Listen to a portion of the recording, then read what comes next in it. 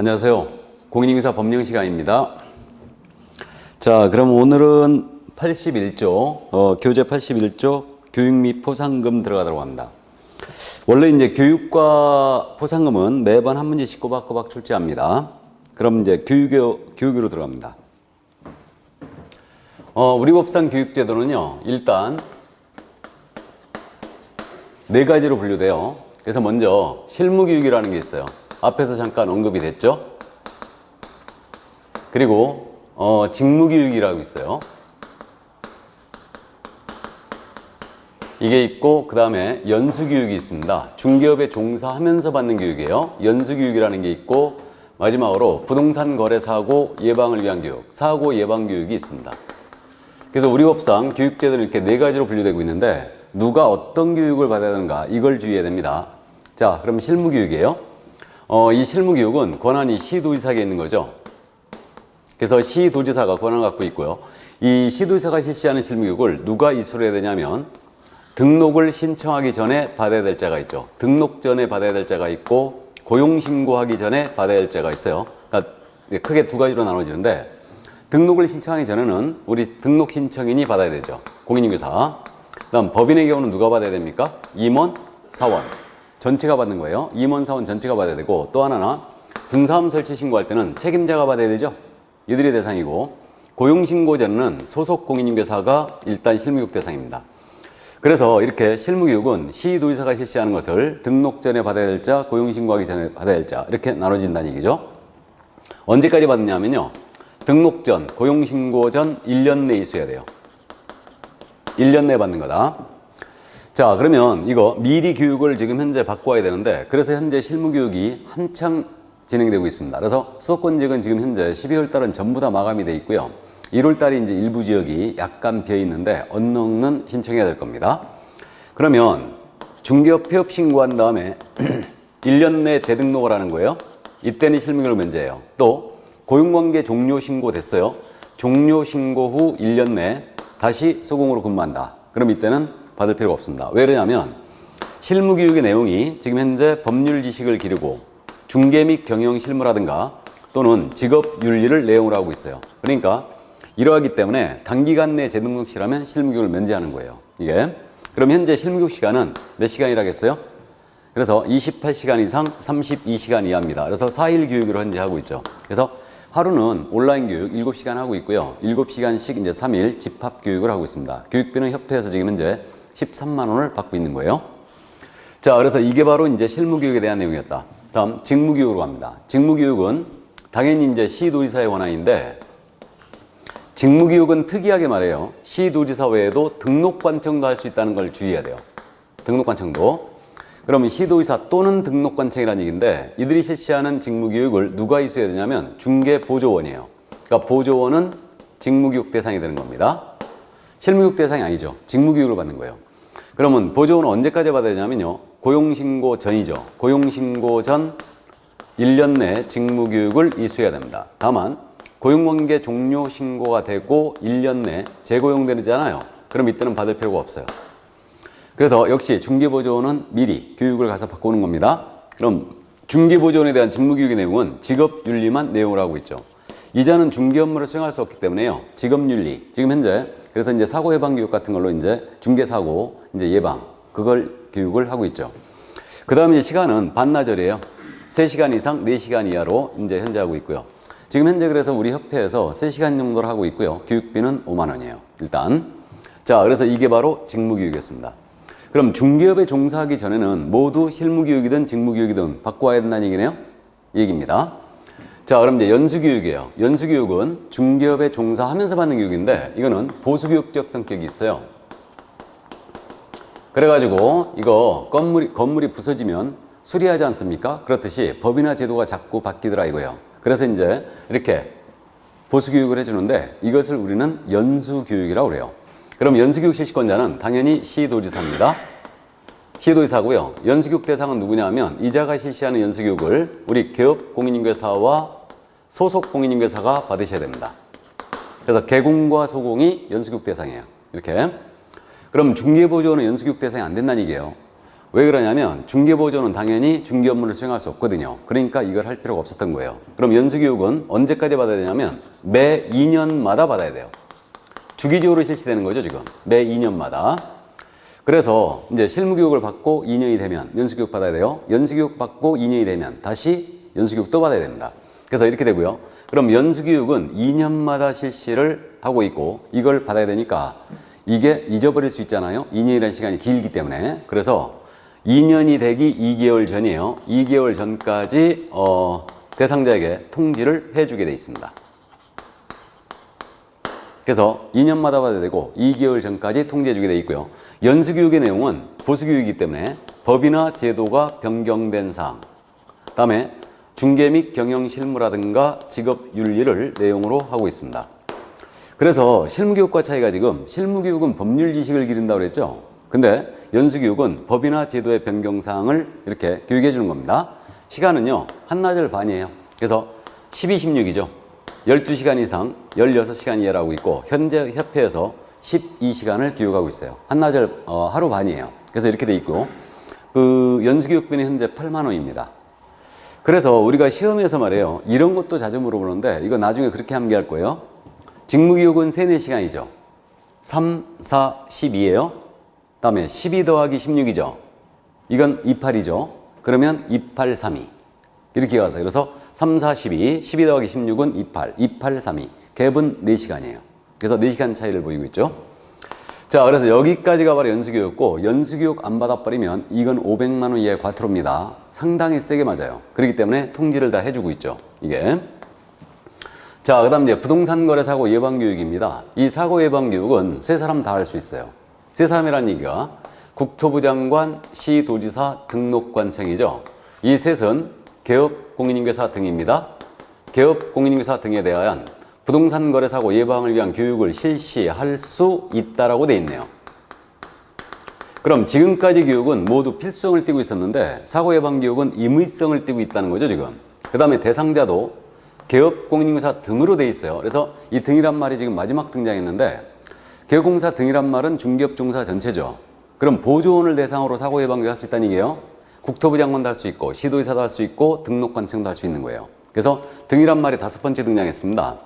처음에 이중소속에서 나왔고 그 다음에 결격사유에서 나왔고요. 비밀윤수에서 나왔고 금지행에서 나왔고 그 다음 마지막에 사고예방 대상의 개공 등이 나왔어요. 그러면 사고예방교육은 임의성을 띠고 있으니까 사고예방교육을 하고자 할 때는 대상자에게 먼저 통지 또는 공고를 해줍니다.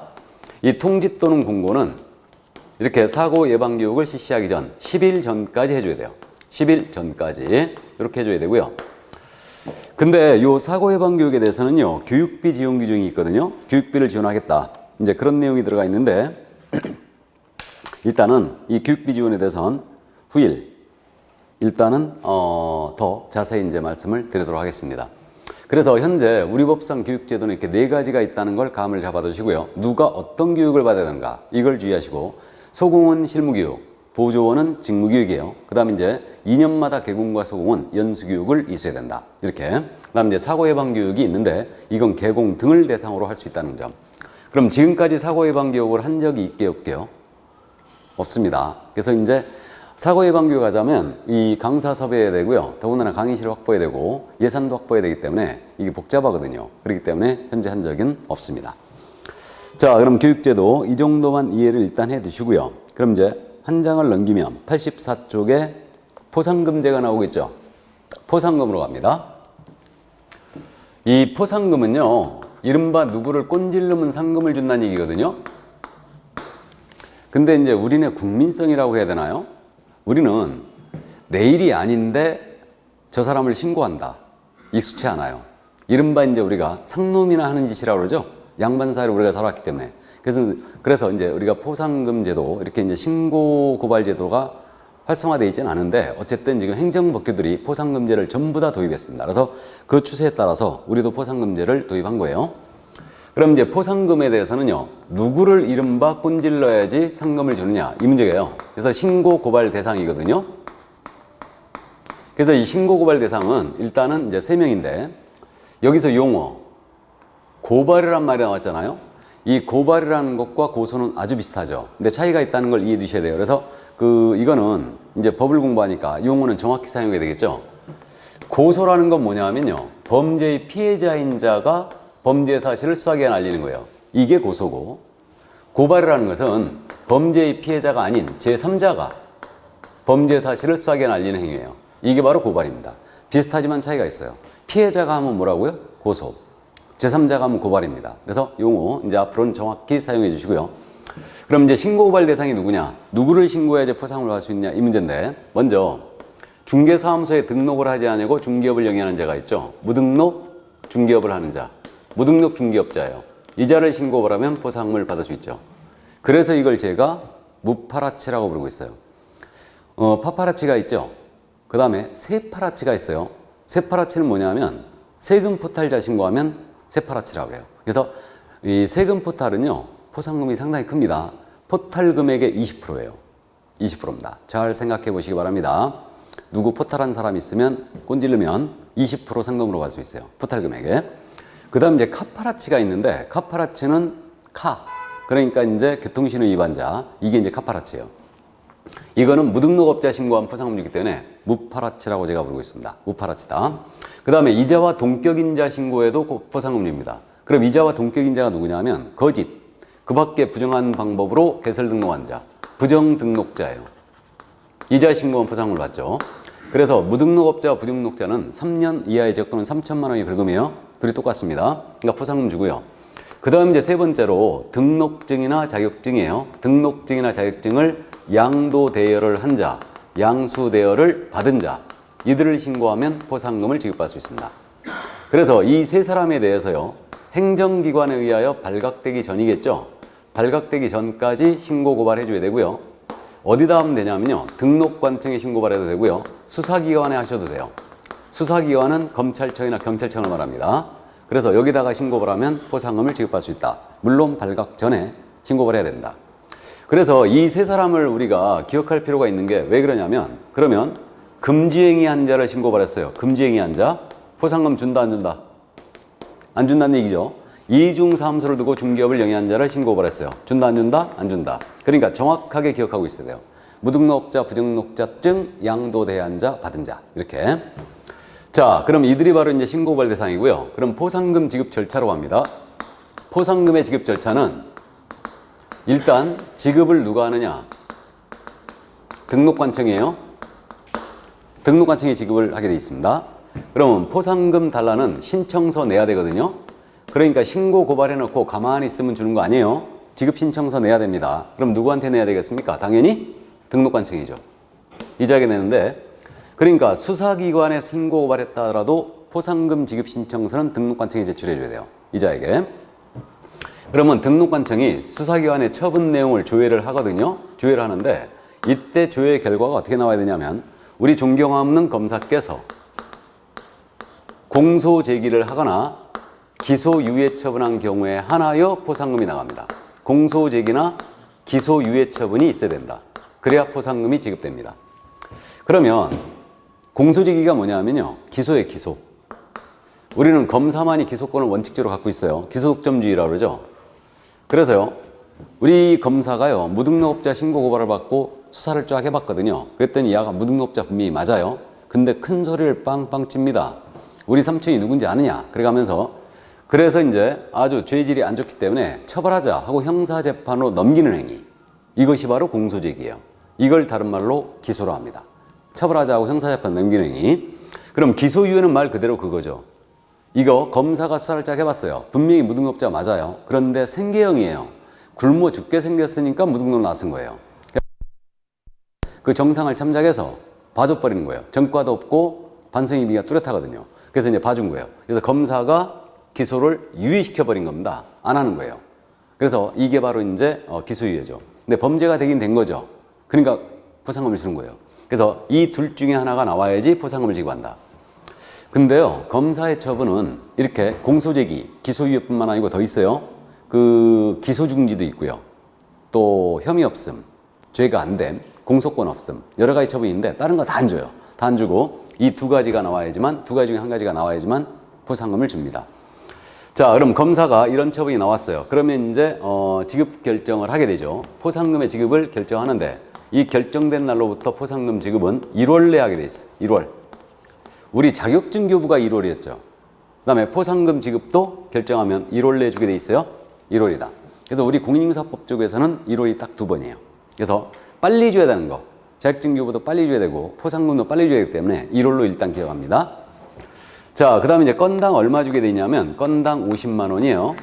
건당 50만 원을 지급합니다. 근데 이 금액은 국고, 나라에서 2분의 1까지는 보조할 수 있어요. 그래서 이제 예상이 다 소진돼 버리면 더 이상 못 주기 때문에 국고에서 2분의 1까지 보조할 수 있도록 이렇게 해놨고요. 보조를 할 수 있습니다. 그 다음에 하나의 사건이에요. 하나의 사건에 대하여 2건 이상의 신고 고발이 접수됐네요. 누구한테 줘야 되겠어요? 당연히 먼저 한 자, 최초로 신고 고발한 자에게 주게 돼 있고요. 그 다음에 하나의 사건에 대하여 2인 이상이 공동으로 신고 고발했잖아요. 그러면 이때는 균분 지급합니다. 50만 원 갖고 나눠준다는 얘기예요. 다만 포상금 지급에 관하여 그들이 약정을 했어요. 공동 신고했는데 약정된 대로 지급해 주죠. 그러니까 A는 30만 원, B는 20만 원 받기로 약정이 있었다면 약정된 대로 지급을 해주고요. 그런 약정이 없다면 당연히 균분 지급을 해줍니다. 이게 바로 포상금이었어요. 내용 별로 없죠. 근데 이제 반드시 이해를 꼭 해두셔야 됩니다. 자, 그래서 이 포상금에 대한 내용 여기까지 이해를 일단 해두시고, 그럼 85쪽에 공인인증서 협회로 들어갈까요? 협회. 협회도 이제 꼬박꼬박 한 문제 정도 출제하는데 30회 시험 때는 2문제가 출제된 바가 있습니다. 그럼 이제 현재 우리 협회에 대해서 공인인증서협회 이렇게 돼 있는데 사실은 협회가요, 공인인증서는 가입할 수 없어요. 개업 공인인증사회 단체예요, 이거는. 그래서 개공만이 가입할 수 있죠. 그래서 이제 공인인증서협회 이렇게 돼 있는데 어쨌든 개공의 단체입니다, 이거는. 자, 그럼 현재 협회가 2개가 설립돼 있어요. 한국공인인증서협회가 있고 세대한 공인인증서협회가 있습니다. 그래가지고 거기 교재, 요거는 조문 한번 잠깐 읽고 시작할까요? 85쪽에 양괄호 1번 협회 설립 부분에 거기 양괄호 1번을 보시면 개업 공인인증사인 공인인증사 부칙 제6조 제2항 규정에 이 법에 의해 중개사무소에 개설 등록을 한 것으로 보는 자를 포함한다. 자, 이것은 그러니까 중개인도 포함이라는 얘기죠. 이들은 그 자질 향상 및 품위유지와 중개반은 제도 개선 운영이나 업무를 효율적으로 수행하기 위하여 공인사협회를 설립할 수 있다 그랬어요. 자, 그럼 이제 협회에 대한 제도거든요. 그럼 협회는 지금 현재 설립해야 된다 할 수 있다? 할 수 있다예요. 그럼 임의 설립주의예요. 그럼 임의 설립주의를 취하고 있다는 얘기는 협회가 단일 협회제가 아니라는 얘기죠. 그래서 현재도 2개 있지만 복수 협회제로 가는 겁니다. 그 다음에 우리가 개설 등록을 했거든요. 그럼 반드시 협회에 가입을 해야 되고요, 안 해도 되게요? 안 해도 됩니다. 그래서 우리 협회 임의 가입주의예요. 그러면 우리 협회에 대한 현재의 제도 임의 설립주의고 임의 가입주의고 복수협회제로 가고 있습니다. 협회는 여러 개 있는 게 좋을 것 같아요? 하나만 있는 게 좋을 것 같아요? 협회는 하나만 있는 게 좋습니다. 다다익선이 아니에요. 궁극적으로 협회는 우리 개업공사 이익을 대변하는 거기 때문에 목소리를 내는 자는 한 목소리를 내는 게 좋죠. 그래서 단일협회제로 가는 게 좋습니다, 사실은. 그래서 협회가요, 강제 설립주의에 강제 가입에 단일협회제로 가면 굉장히 강력해져요. 그래서 변호사협회라든가 이런 법무사협회들 전부 다 강제 가입에 강제 설립이죠. 단일협회제고요. 그렇기 때문에 힘이 아주 강력합니다.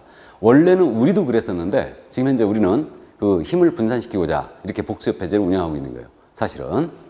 자, 그래서 협회에 대한 제도 이렇게 돼 있다는 거 일단 감을 잡아 두시고요.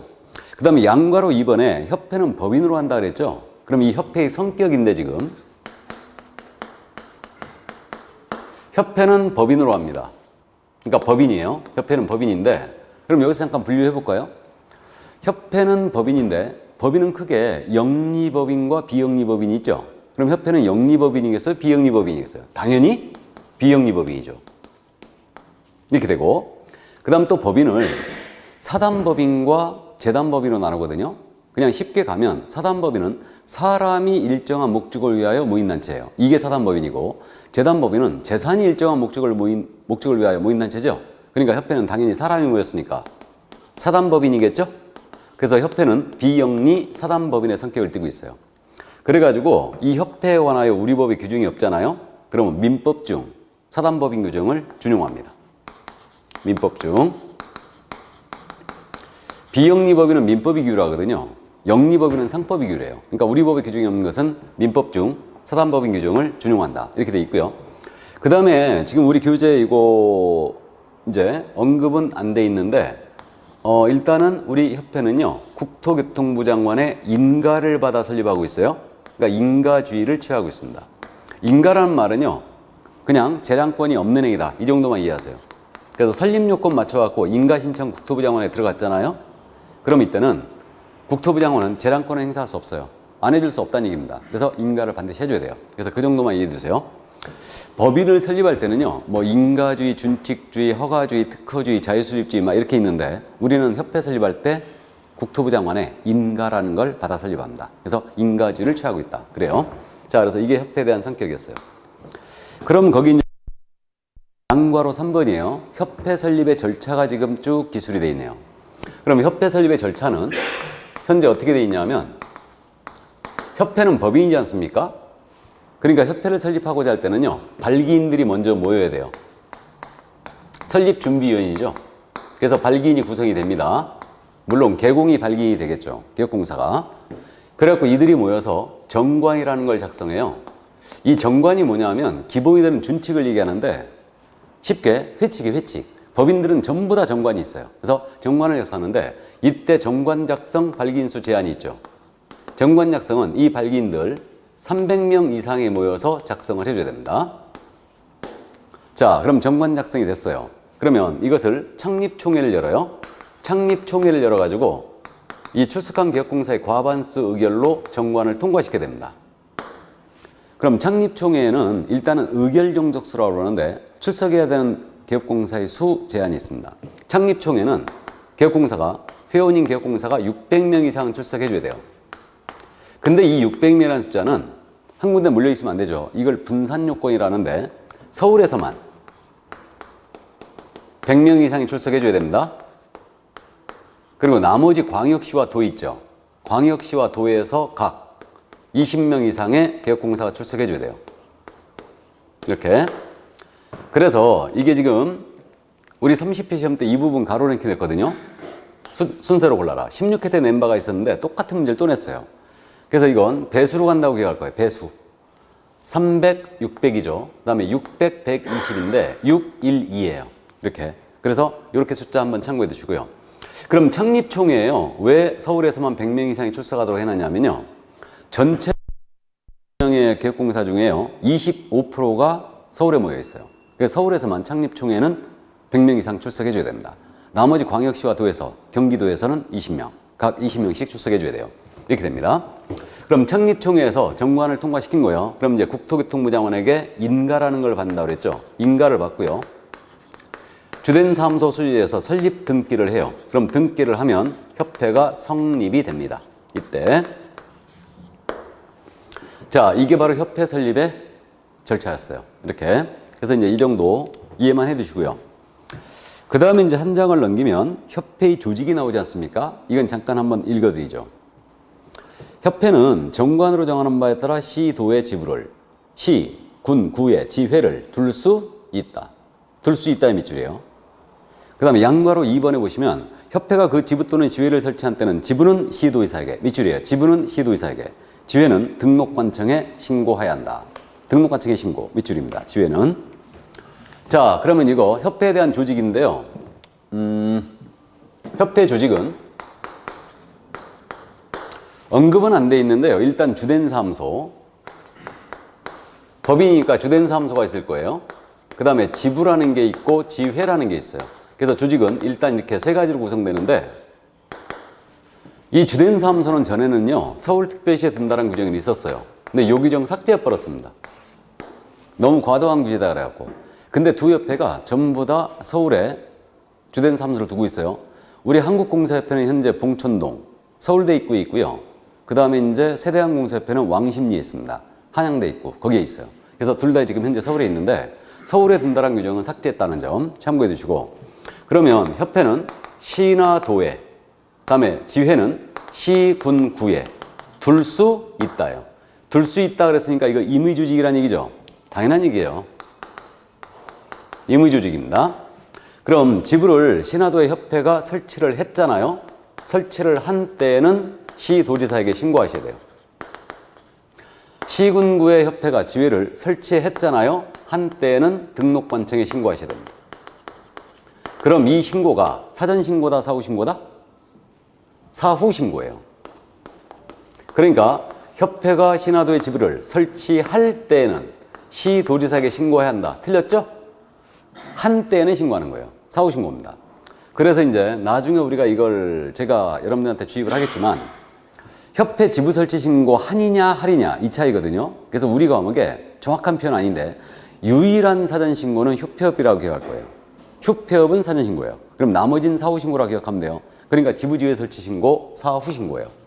한 때에는 신고하는 겁니다. 신고 기한은 날짜가 없어요. 그래서 일단 그 정도 이해해 주시고 이제 그 밑에 협회의 보고 의무라고 나오죠. 이 협회의 보고 의무는 협회는 사단법인이기 때문에 회원 전후 구성된 총회를 반드시 둬야 됩니다.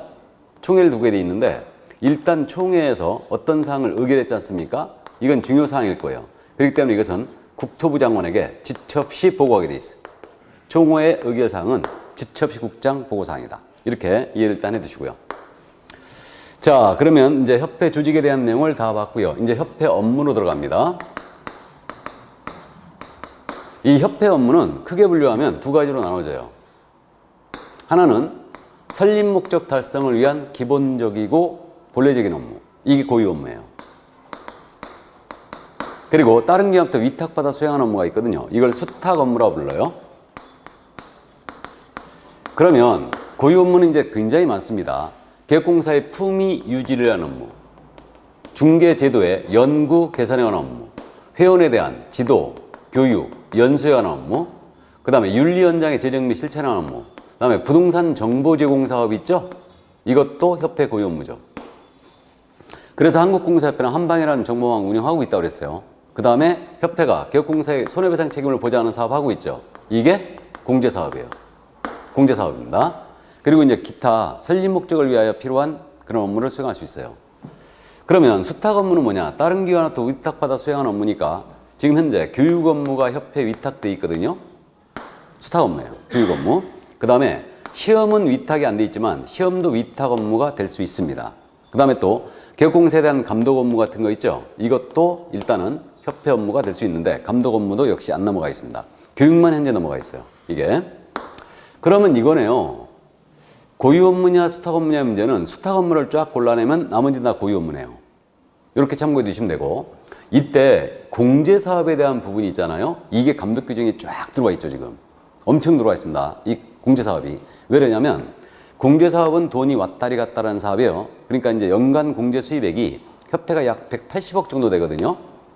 그렇기 때문에 이 자금의 흐름을 확실히 보겠다는 얘기예요.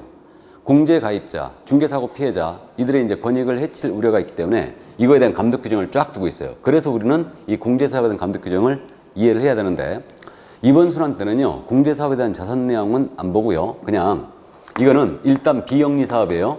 비영리 사업으로서 회원 간의 상호 부조를 목적으로 한 사업이다. 이 정도만 이해를 하고 갑니다. 그래서 우리가 최초에 개설 등록을 했잖아요. 그럼 협회 공제 가입을 한다. 그럼 최초 회원 가입비 있다고 그랬죠. 50만 원. 그게 있어요. 월회비 6천 원씩 또 따로 있고요. 그래서 결국은 이거 회원 간의 상호 부조 목적 사업이 공제 사업이기 때문에 회원이 아닌 자는 공제 가입이 안 돼요. 현재. 그래서 일단 그 정도. 네, 최초 회원 가입비는요. 나중에 우리가 폐업을 하고 재등록을 하잖아요. 그리고 공제에 가입한다. 다시 내지는 않습니다. 그러니까 평생 한 번만 딱 내는 거예요.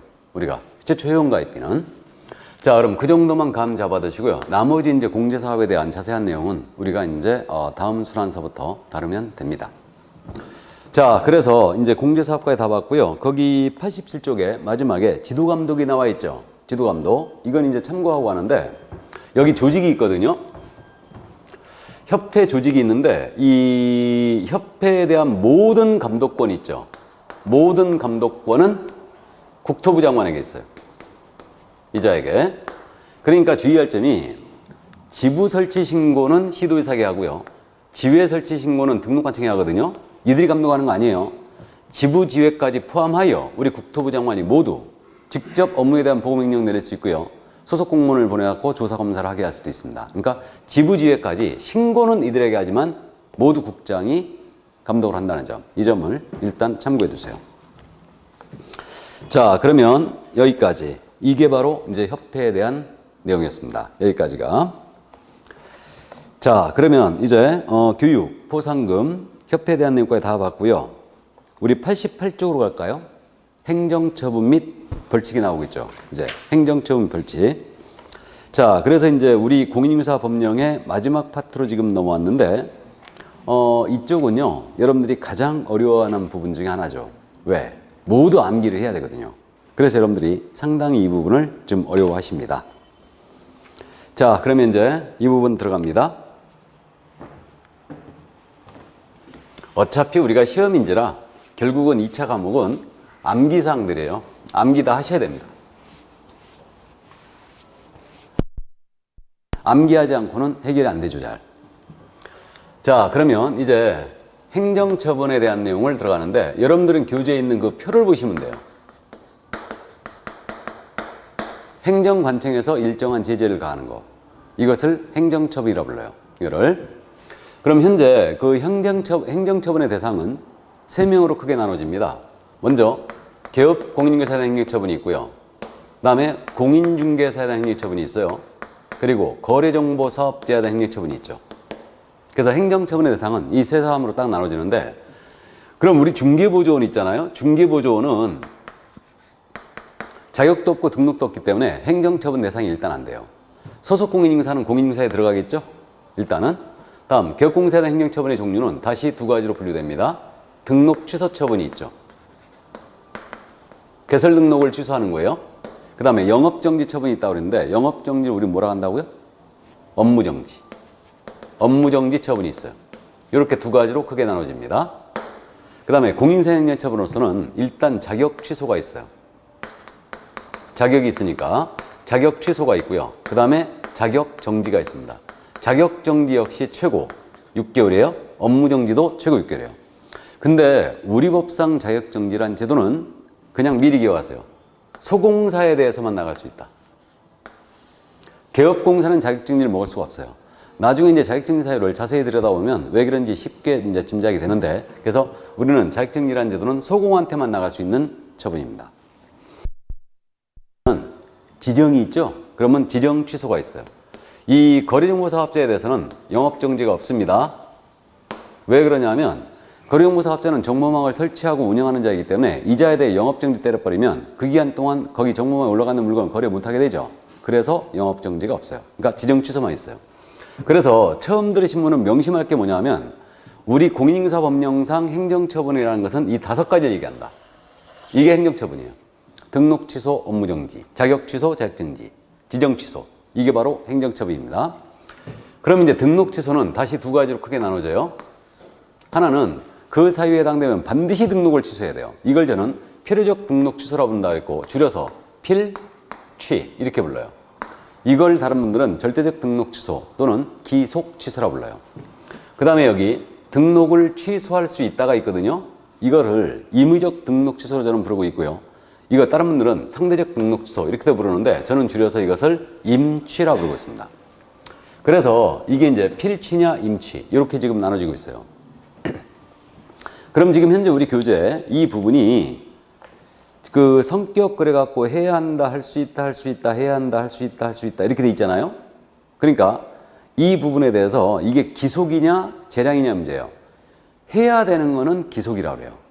할 수 있다는 재량행위라 합니다. 그러면 필취는 말 그대로 기속행위예요. 이 사유에 해당되면 반드시 등록 취소해버려야 됩니다. 근데 임취는 말 그대로 재량행위죠. 업무정지 있잖아요. 유리에 업무정지를 명할 수 있다요. 그럼 이거 재량행위예요. 자격취소는 자격을 취소해야 한다만 있어요. 그러니까 이건 기속행위예요. 그럼 자격정지는 6월에 자격정지를 명할 수 있다. 그러니까 이거 재량행위고, 그 다음에 지정취소 역시 이거 지정을 취소할 수 있다만 있어요. 그러니까 재량행위입니다. 그러면 이게 보이지 않습니까? 필취는 말 그대로 기속이고요. 자격 취소만 기속으로 가네요. 나머지는 다 재량이에요. 그럼 이렇게 되는데, 그러니까 이게 그 말입니다. 자격증을 대여한 자에 대해서는 그 자격을 취소할 수 있다 그러면 틀렸어요. 취소해야 한다예요. 그래서 우리는 할 수 있다 해야 한다. 조금 유의를 해야 됩니다. 근데 최근 시험에서는요, 이 지정 취소 있잖아요. 이거 가지고 자꾸 지정을 취소해야 한다라고 바꿔내네요. 그래서 이 부분이 요즘은 최근에 잘 바꿔내고 있어요. 지정은 취소할 수 있다만 있습니다. 그래서 이 정도 참고해 두시고 공부에 탄력을 받으면 이건 쉽게 해결이 될 겁니다. 자, 근데 이 권한 누가 행사하느냐 이것도 주의해야 돼요. 개업공사에 대한 등록이라든가 업무정지 권한은 누구한테 있느냐? 등록 취소나 업무정지 권한, 등록관청에 해줬죠. 그러니까 등록을 회수하고 정지를 시킬 권한도 등록관청에만 있어요. 또 자격 취소나 자격정지 권한이 있죠. 이거는 시도의사에게 있겠죠, 권한이. 근데 자격증 교부한 시도의사에게 있느냐, 중개사무소 소재지 시도의사에게 있느냐, 이 문제가 있는데 자격 취소나 정지의 권한은 오직 자격증을 교부한 시도의사에게만 있습니다. 그래서 만약에 경기도의사에게 자격증 받으셨잖아요. 그러면 어디 가서 중개업을 하든지 간에 관계없다. 여러분들에 대한 자격 취소나 정지의 권한은 오직 경기도의사에게만 갖고 있어요. 이게. 그래서 그 점 잊으시고, 그 다음에 지정 취소의 권한은 당연히 국토부 장관에게 있겠죠? 이자가 지정을 해준 거니까. 그래서 국장만이 지정 취소 권한이 있어요. 그래서 행정처분권자와 대상자는 딱딱 정해져 있습니다. 이렇게. 그래서 이제 이 점 일단은 또 감을 잡고 계시고요. 자, 그러면 이 정도 이제 행정처분 받는데 거기 우리 교재에 사전 절차란 말 나와 있죠. 표에 청문 뭐 이렇게 돼 있는데 청문 X 이렇게 나는데, 자, 보겠습니다. 행정처분은 생계에 막대한 타격을 입혀요. 그렇기 때문에 변명의 기회를 주고 있는데 이게 사전 절차라고 그래요. 이게 행정처분에 대한 사전 절차인데 일단 사전 절차는 크게 두 가지로 나눠지거든요. 하나는 청문이 있어요. 또 하나는 의견 제출이 있습니다. 이렇게 두 가지로 나눠지는데 청문은 여러분들이 국회 인사청문회 봤잖아요. 그렇듯이 대상자를 불러다 놓고요. 대상자로부터 의견을 들어봅니다. 들어보고 증거를 조사하는 절차예요. 이게 청문이에요. 그러니까 청문, 인사청문회 보면요, 막 증거 들이밀면서 몰아붙이잖아요. 이게 청문입니다. 근데 의견 제출은 서면, 구술, 전자문서의 방식으로 의견만을 들어보는 거죠. 이게 의견 제출이에요. 그럼 이제 언제 청문하고 언제 의견 제출을 받느냐, 이 문제가 있는데 이 청문은 중요한 행정처분, 즉 취소 나갈 때는 청문해야 돼요. 그럼 취소가 세 가지 있지 않습니까? 등록 취소가 있고, 자격 취소가 있고, 지정 취소가 있어요. 이게 바로 청문 사유예요. 이 세 가지. 취소할 때는. 그 다음에 정지처분 있잖아요. 정지처분 나갈 때는 의견 제출을 받아줘야 됩니다. 즉 정지처분은 두 가지가 있죠. 업무정지처분이 있고 자격정지처분이 있네요. 그래서 이때는 의견 제출을 받아줘야 돼요. 그래서 취소할 때는 뭐 해야 된다고요? 청문. 정지 나갈 때는 의견 제출을 받아야 됩니다. 근데요, 반드시 받아야 되는 건 아니에요. 그러니까 예를 들어서 개업공사가 사망을 했잖아요. 그럼 등록을 취소해야 돼요. 그럼 이때도 청문하고 등록 취소해야 될까요? 귀신 데려다 놓고 청문할 수는 없죠. 그렇기 때문에 사망으로 인한 등록 취소, 해산으로 인한 등록 취소는 그냥 청문 없이 바로 취소해버립니다. 그러니까 취소할 때는 원칙대로 청문이라는 걸 해야 돼요. 하지만 반드시 해야 되는 건 아니다. 그래서 우리 대법원은 기본 입장이요, 취소나 정지가 나가면서 청문이나 의견 제출을 받지 않고 나갔잖아요. 그럼 이건 변명의 기회를 부여하지 않았으므로 이 처분은 무효다라는 게 우리 대법원의 기본 태도예요. 그래서 변명의 기회를 줘야 된다는 얘기죠. 자, 그래서 이게 이제 사전 절차예요. 그래서 취소할 때는 청문한다는 점, 이 점 감을 일단 잡아두시고요. 그 다음에 그 표에 말이에요, 마지막에 처분 받은 자 이래가지고 등록증 반납 X, 자격증 반납 X, 지정서 반납 X 이렇게 되어 있죠. 이게 사후 절차예요. 그럼 행정처분 나갔습니다. 그럼 그 다음에 이행해야 되는 절차가 있는데 이걸 사후 절차라고 불러요. 그냥 값만 잡고 가죠. 우리 등록 취소당했잖아요. 그럼 등록을 취소한 자는 등록증 반납해야 돼요. 등록증 반납하는데 이거 며칠 내에 반납해야 되느냐? 7일이에요. 7일 내에 등록증을 반납을 해줘야 됩니다. 7일. 그러면 업무정지 처분 시에는 반납 규정이 없다라는 얘기예요. 우리는 그래서 취소 시에만 반납하는 거예요. 그럼 등록 취소하면 등록증을 7일내 반납하고 자격 취소를 나가면 자격증을 7일내 반납해야 돼요. 그래서 등록 취소는 등록증 반납해야 됩니다. 그럼 자격을 취소당했다. 자격을 취소당하면 이때는 자격증을 7일내 반납하셔야 됩니다. 자격증은 반납할 수 없으면 그 사유서도 내게 돼 있는데 이거 7일내 반납해야 돼요. 그럼 마찬가지로 자격정지 처분 시에는 반납 규정이 없다라는 얘기죠? 이 얘기예요. 그리고 이제 한 가지 더 주의할 점이 자격을 취소했잖아요? 그러면 취소한 시도지사는 5일이에요. 5일 내 그 사실을 국토교통부 장관에게 보고해야 돼요. 그리고 다른 시도지사에게도 통보를 해줘야 됩니다. 이게 우리 공인중개사법적에서는 유일한 5일인데 이게 자격을 취소했을 때는 왜 5일 내 국장 보고하고 다른 시도에 통보해 줄까? 이거는요, 우리 기억나십니까? 자격을 취소한 자는 3년 동안 시험을 못 봅니다. 그러면 경기도지사로부터 자격을 취소했는데 이분이 제주도 가서 시험 보면 안 되죠. 그러니까 동네방네 소문을 다 내는 거예요. 며칠 내? 5일 내.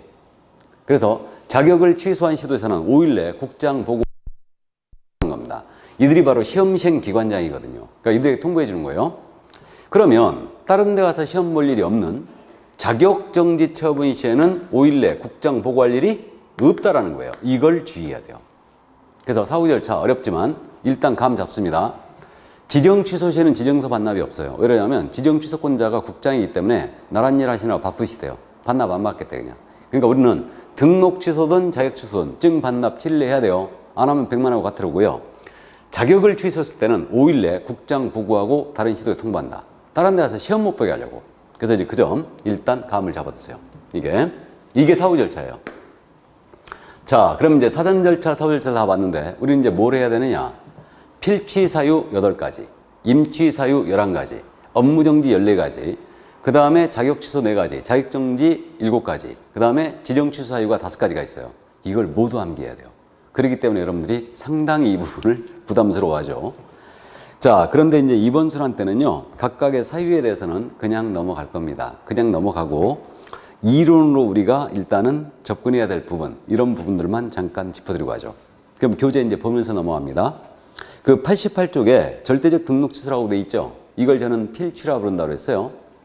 그 다음에 89쪽에 의무적 등록 취소가 있잖아요. 이건 저는 임취라고 부른다고 했습니다. 자, 그 다음에 이제 한 장을 넘기면 업무정지 처분 사유가 나오죠. 그래서 이제 업무정지 처분 사유가 나오는데 그 6월의 범위 안에서 업무의 정지를 명할 수 있다 이렇게 돼 있고요. 그 세 번째 줄을 보시면 법인인 개업공사에 대해서는 법인 또는 분사무소별로 업무의 정지를 명할 수 있다 그랬죠. 이게 그거죠. 그 업무정지에 대해서는요, 휴업도 마찬가지인데 법인은 사무소가 여러 개 있잖아요. 그러니까 사무소별로 휴업, 업무정지 때릴 수 있어요, 다. 그래서 일단 그 얘기고요. 그래갖고 이제 사유는 나중에 우리가 이제 차츰 암기를 해 나가고요. 그 91쪽 있죠. 91쪽에 제척기간이라고 나왔지 않습니까? 이 부분을 이해하고 가야 돼요. 제척기간. 거기 지금 뭐라고 써 있냐면 91쪽에 맨 위에 제척기간. 업무정지 처분은 업무정지란 말의 동그라미. 업무정지에 해당하는 사유가 발생한 날로부터 사유 발생한 날 밑줄 쫙. 그 다음에 3년이 경과할 때는 일을 할 수 없다. 3년의 동그라미. 자, 그래서 이건 이제 다른 분들은 이걸 희우라고도 불러요. 근데 제가 보기에는 이거 제척기간이 분명히 맞거든요. 중단이 없기 때문에. 소멸시효는 중단이 있죠. 제척기간은 중단이 없어요. 자, 업무정지는요, 비교적 경미한 사유예요. 그러다 보니까 법적 안정성을 위해서 일정한 시간의 경과로 더 이상 업무정지를 안 때리겠다 이 얘기예요. 이게 업무정지 제척기간입니다. 자, 그러면 이 얘기입니다.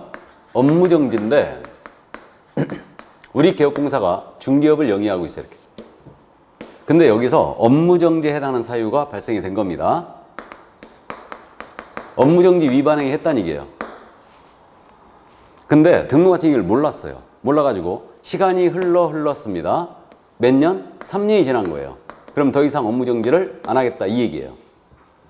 이게 왜 그랬냐면 업무정지는 비교적 경미한 사유이기 때문에 법적 안정성을 위하여 3년 지나면 더 이상 안 때리겠다는 얘기예요.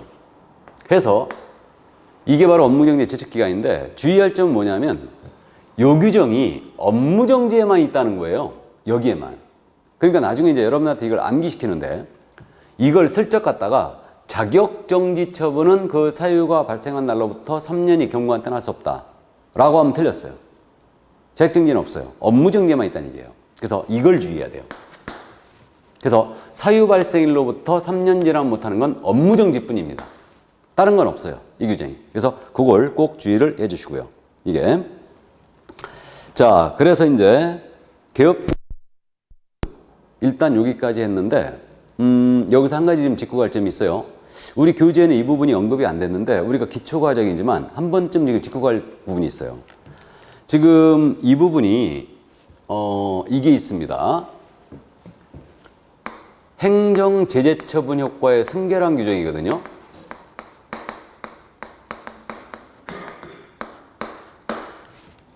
요게 우리 법 40조에 있는데 요 내용이 지금 현재 우리 교재 통째로 지금 빠져버린 것 같네요. 그래서 이 부분은 기초지만 잠깐 짚고 가야 돼요. 이 부분에 대해서. 행정제재처분 효과의 승계인데 이게 뭐냐면 개업공사가 중개업을 영위했습니다. 광명시에서 중개업을 영위했어요. 그랬다가 여기서 위반 사실이 있었거든요. 그러니까 이자가 광명시장으로부터 등록 취소 또는 업무정이 먹을 것 같아요. 그러니까 싹 폐업을 해버립니다. 그리고 일정 기간이 경과돼요. 일정 기간을 쉽니다. 일정 기간 쉬고 재등록을 하는데 재등록은 어디 가서 했냐면 이거 시흥시 가서 재등록을 한 거예요. 경기도 시흥시 가서. 그러면 광명시의 등록과 시흥시의 등록은 원래 틀린 등록 아닙니까? 근데 광명시에서 위반했던 것을 이유로 하여 이 시흥시의 등록을 취소할 수 있냐, 이게 법리적으로 문제가 생겼던 거예요. 이걸 그냥 우리 법에 규정을 둠으로써 해결을 해버렸습니다. 어떻게 규정을 두냐면 개업공인중개사가 폐업 후 재등록을 한 때에는 폐업 신고 전에 개업공사의 지위를 그대로 승계한다 그랬어요. 지위를 승계한다. 그러면 폐업 전 개공의 지위를 승계받기 때문에 재등록 개공은 폐업 전 위반에 있었다면 여기서 등록 취소나 업무이익 때릴 수 있겠죠. 그러니까 재등록 개업공사에게 폐업 신고 전 위반 행위를 사유로 하는 행정처분을 할 수 있다 그랬죠. 다만 폐업 후 재등록하기까지 기간, 요 기간이죠. 요게 폐업 기간이라고 해요. 이게 쉰 기간인데 폐업 기간이라 합니다. 이 폐업 기간이 3년을 초과했잖아요. 3년을 초과한 때는 그러하지 아니하다. 행정처분을 할 수 없다 그랬어요. 그러니까 문 닫고 완전히 쉰 기간이 3년 지나면 더 이상 폐업 전 위반 행위를 거론하지 않겠다는 얘기죠. 왜 그랬을까? 이거는 그 결격 사유 기억나세요? 우리 결격을 보면 깜빵 갔다 와도 3년 지나면 괜찮죠? 등록 취소당해도 3년 지나면 괜찮죠? 자격 취소당해도 3년 지나면 괜찮죠? 공인중개사법 위반으로 벌금 300만 원 이상 받았어요. 그래도 3년 지나면 괜찮죠? 그렇듯이 결격에서 3년 지나면 다 벗어난 걸로 하고 있더라고요. 그러니까 쉰 기간이 문 닫고 완전히 쉰 기간이 3년 지나버리면 더 이상 거론하지 않겠다는 얘기예요. 다만 업무정지는 경미한 사유라고 했어요. 업무정지에 해당하는 행위를 해놓고 이자가 폐업 신고해버린 거예요. 이때는 이 폐업 기간이 1년만 지나면 더 이상 업무정지를 하지 않겠다라고 단서를 더 뒀어요. 그럼 이렇게 되네요. 폐업 전 위반한 행위가 등록 취소에 해당하는 행위였다면 여기가 몇 년 지나야 된다? 3년 지나야지 못 때리는 거죠. 근데 폐업 전 위반 행위가 업무정지에 해당하는 행위였어요. 그럼 이때는 1년만 지나면 더 이상 못 때립니다. 그럼 여기서 방금 전에 업무정지의 제척기간은 3년이었잖아요, 지금. 여기는 3년 지나면 못 때린다고 그랬고, 여기는 1년만 지나면 못 때리죠? 둘의 차이가 어디 있는 것 같아요? 폐업을 했느냐? 안 했느냐? 그러니까 그 얘기예요. 내가 업무정지 위반 행위 했잖아요. 근데 폐업을 안 했어요. 그럼 3년 동안 요리조리 피해 다니면 됩니다. 근데 업무정지 위반 행위 했잖아요. 폐업을 해버리면 몇 년만 지나면 못 때려요? 1년만 지나면 못 때립니다. 그렇게 구분하시면 돼요. 폐업을 했느냐 안 했느냐. 그래서 이제 요 정도 이해해 두시고, 그래서 이게 행정제재처분 효과의 승계란 규정이거든요. 그래서 이제 여기는 내용이 좀 더 있는데 요 정도만 감을 잡아두세요. 이런 규정이 있다는 거. 그러니까요, 우리는 중개업을 영위하다가 폐업 신고해버리잖아요. 그리고 재등록을 하잖아요. 그럼 그대로 그 지위, 폐업 전 지위를 그대로 승계받습니다. 다만 3년 지나면 승계받지 않아요. 3년 지나면. 자, 그래서 이제 그 정도 감 잡아두시고요. 그 다음에 이제 91쪽에 공인미사에 대한 행정처분이 있죠?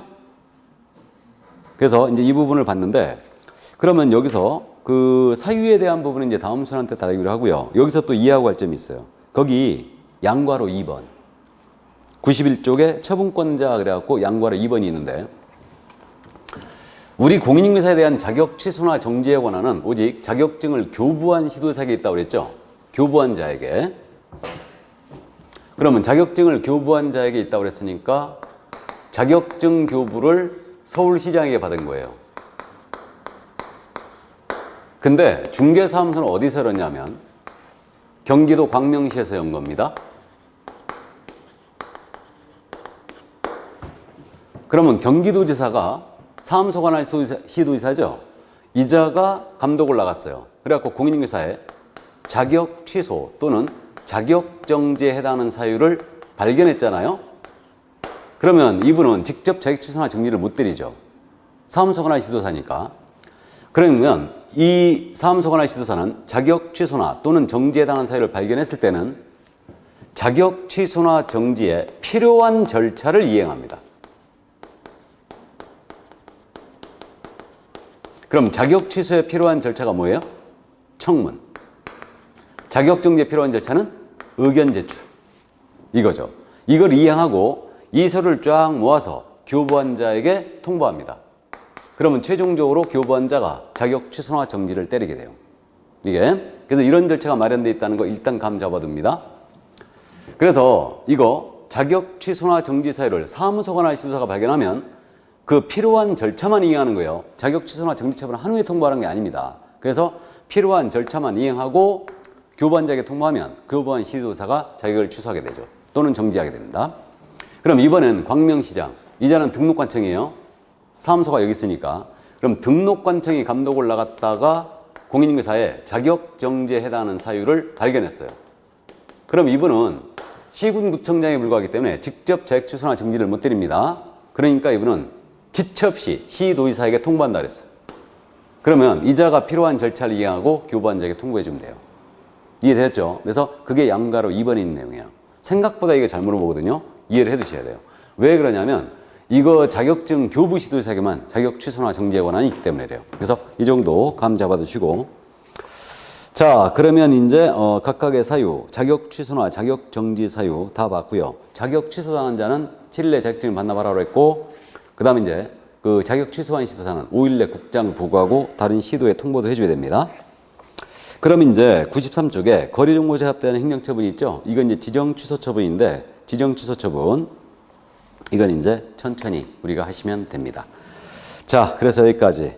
그럼 이제 행정처분에 대한 내용을 다 봤는데, 벌칙은 조금 쉬었다 할까요? 예, 그래서 벌칙은 잠시 쉬었다 하도록 하겠습니다. 잠시 쉬죠.